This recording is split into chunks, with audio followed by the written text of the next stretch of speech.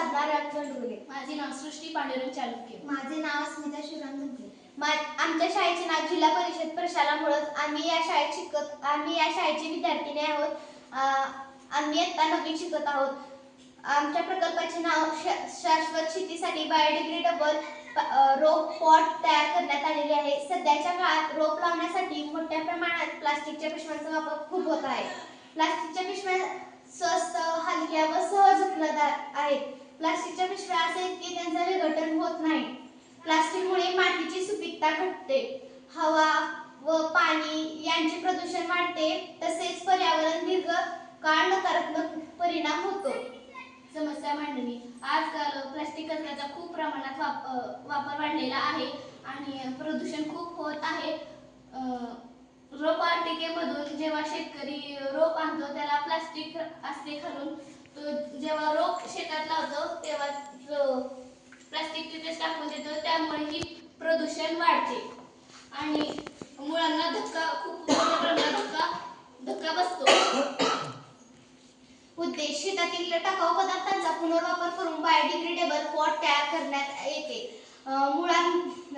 Plastic मुक्त शेताला प्रोत्साहन देते आणि शेतकऱ्यांना टाकाऊ पदार्थांचा पुनर्वापर करतो आणि हे सुरक्षित थेट जमिनीत जाऊन सहज लावू शकतो. मुळांना काही धक्का बसत नाही आणि वनस्पतींना खाद सुदेख होऊ शकतो. उपाय: कच्चा माल, गव्हाचे पेंढे, ऊसाचे बगॅस, भाज्यांचे किंवा फळभाज्यांचे टाकाऊ पदार्थ इत्यादी सर्व नैसर्गिक बाइंडर मिसळून तयार केलेला आहे.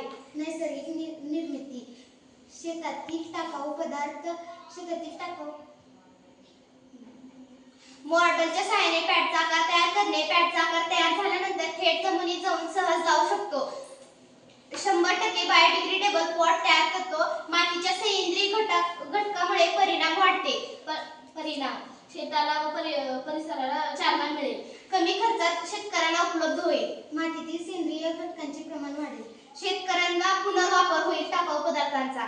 आम्ही इथे एक बॅलर ठेवलेला आहे. त्या बॅलरमध्ये पाणी टाकलेलं आहे. त्यानंतर पाईपलाईन करून घेतलेला आहे. पाणी साठवण्यासाठी इंजेक्शन ठेवलेलं आहे. ह्या पाईपाला छोटे छोटे आम्ही वेज पाडलेले आहेत.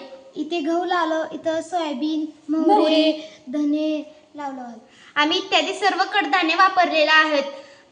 शेतातील कचऱ्यापासून आम्ही बनवलेलं आहे आणि हे सर्व आपल्या वनस्पतींचा टाकाऊ पदार्थांना बनलेला आहे आणि आपल्या वनस्पतींना सुदेख खत होऊ शकतो आणि वनस्पतींचा चांगला वाढ होऊ शकतो.